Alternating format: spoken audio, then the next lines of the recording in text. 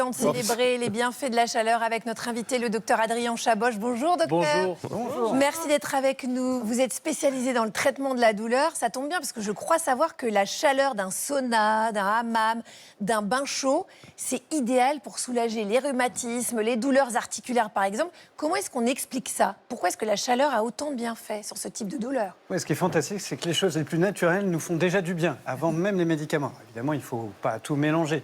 Et pour le chaud, il y a des mécanismes spécifiques. Dès qu'on est exposé à une atmosphère, une ambiance de chaleur, on va avoir 3 réactions principales qui vont se jouer. D'abord, on a partout dans notre corps des petits capteurs qui s'appellent des TRPV1V4. Ce n'est pas des chaînes de télé, ne zappez pas.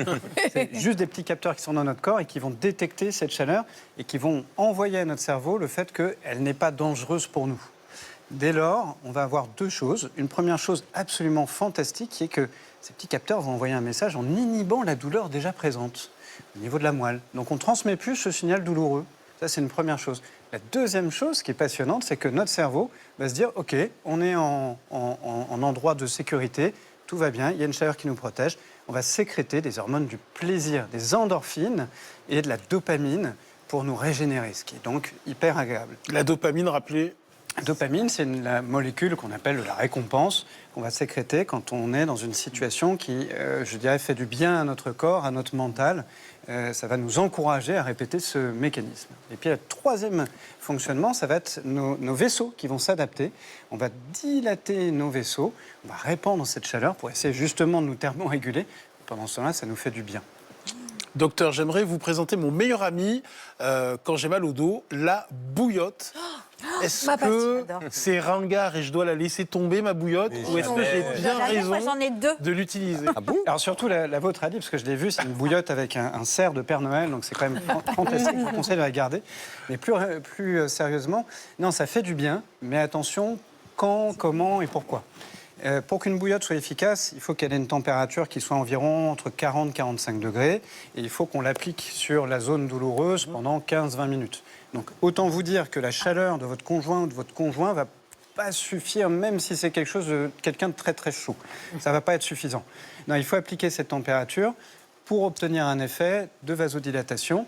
Et ce qui est fantastique, c'est que ça va agir sur nos tissus. C'est-à-dire que lorsqu'on a une douleur articulaire, qu'est-ce qui se passe? On a mal dans l'articulation et souvent autour de l'articulation sur les muscles qui sont contractés. L'effet de la chaleur, qu'est-ce que ça va produire? Une décontraction de ces muscles. Les fibres de collagène, elles, deviennent plus souples, plus élastiques. C'est quand même assez fantastique, juste par un patch de chaleur. Ça marche donc très bien sur, par exemple, un torticolis, une lombalgie, des maux qu'on a tous les jours. Par contre, petit message, attention, il ne faut pas exposer trop longtemps avec des chaleurs de plus en plus importantes. Pourquoi? Parce que nos petits récepteurs, là, les TRPV1, 2, 3, 4, ils vont se désensibiliser. Et moi, j'avais une patiente atteinte d'endométriose qui se mettait une bouillotte. Ouais. Et à force, elle s'est brûlée le ventre. Donc attention, pas trop chaud, pas trop longtemps. Mais vous avez dit une bouillotte, 15 minutes. Moi, je dors avec. Donc faut moi pas aussi, je dors avec. Elle se refroidit, non, au fur et à mesure? Elle va se refroidir parce que, à part si c'est un bain d'huile qui crée une chaleur en permanence, mais on peut se brûler. Et il vaut mieux effectivement qu'il y ait une décroissance de la chaleur, ce qui est très agréable pour s'endormir. Ça va nous emmener dans les bras de Morphée. Ouais. Bon, les bras de Morphée de votre bouillotte, bon, mais ça marche quand même et ça fait beaucoup de bien. Mais en plus, ça fait un petit... Moi, je suis comme vous, Elsa. De toute façon, on pourrait vivre ensemble. Et je le tiens comme ça, comme un petit Exactement. doudou. Ça me fait un bien. Docteur Chaboch. C'est triste. C'est triste. Oh, Et votre mari? Mon mari, je préfère ma bouillotte. Voilà, je la trouve plus agréable avec moi parfois. On va arrêter là, peut-être? Non, mais je veux bien votre mari, puis vous prenez ma bouillotte. Voilà. Je suis amoureuse de mon mari, vous le savez. On enchaîne, Non, mais une petite Agathe. tisane au thym, une bouillotte. Docteur Chaboch, on l'a compris, donc pour les douleurs musculaires, les contractures ou les raideurs chroniques, c'est le chaud. Et on sait que pour les inflammations aiguës, type tendinite, arthrite, articulation chaude ou gonflée, c'est le froid. Mais vous dites que dans certains cas, c'est un peu plus subtil que ça. Est-ce que vous pouvez préciser? Oui, c'est toujours plus complexe que ça n'y paraît. Effectivement, alors ce qui est très important, c'est de remarquer ce qu'on appelle un syndrome inflammatoire. C'est chaud, gonflé, rouge et douloureux. Ça, c'est qu'il y a une inflammation.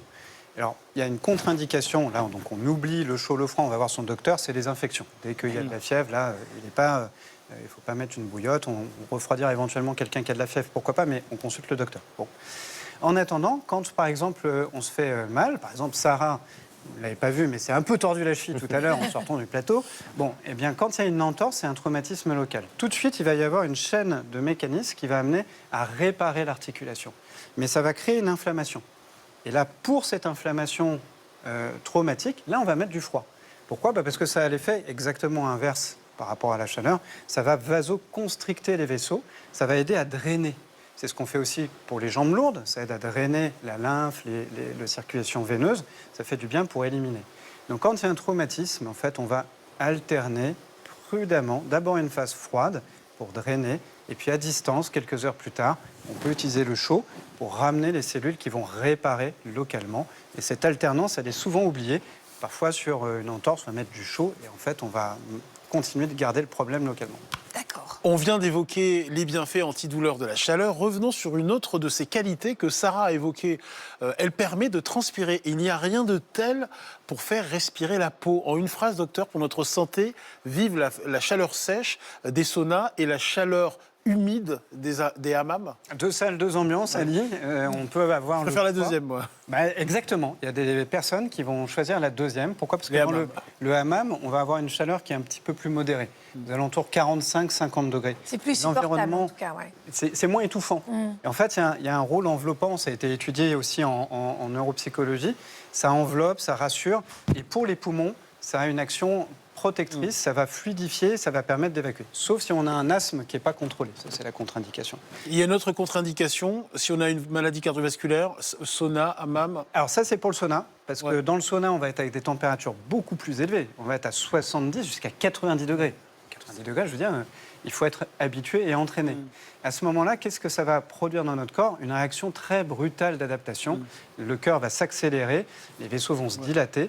On va avoir une régulation automatique de notre système nerveux qui va dire « Ouh là là, qu'est-ce qui se passe ?» On va faire baisser très rapidement la tension artérielle. Une immersion dans un sauna, c'est équivalent à une activité physique d'intensité modérée quand même. Donc évidemment, il faut faire attention. Pour toutes les personnes qui sont à risque cardiaque, vasculaire, arythmie, etc., précaution, docteur d'abord, toujours. En revanche, les études, et notamment suédoises, on comprend pourquoi ils en ont fait beaucoup, parce que c'est très utilisé là-bas, ont montré que l'utilisation du sauna allonge l'espérance de vie, diminue le cortisol, diminue la tension artérielle.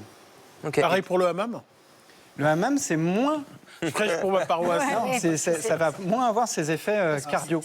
La température est moins élevée Moins élevée. aussi, et il y a l'humidité. En ce moment, on parle beaucoup effectivement le sauna, et puis ensuite aller dans le bain froid, et ensuite revenir au sauna. Est-ce que ça, c'est bien ou c'est moyen ? Alors, c'est surtout un effet de mode. C'est très choquant, en fait, pour l'organisme qui va être vraiment mis dans des conditions extrêmes d'un moment à l'autre.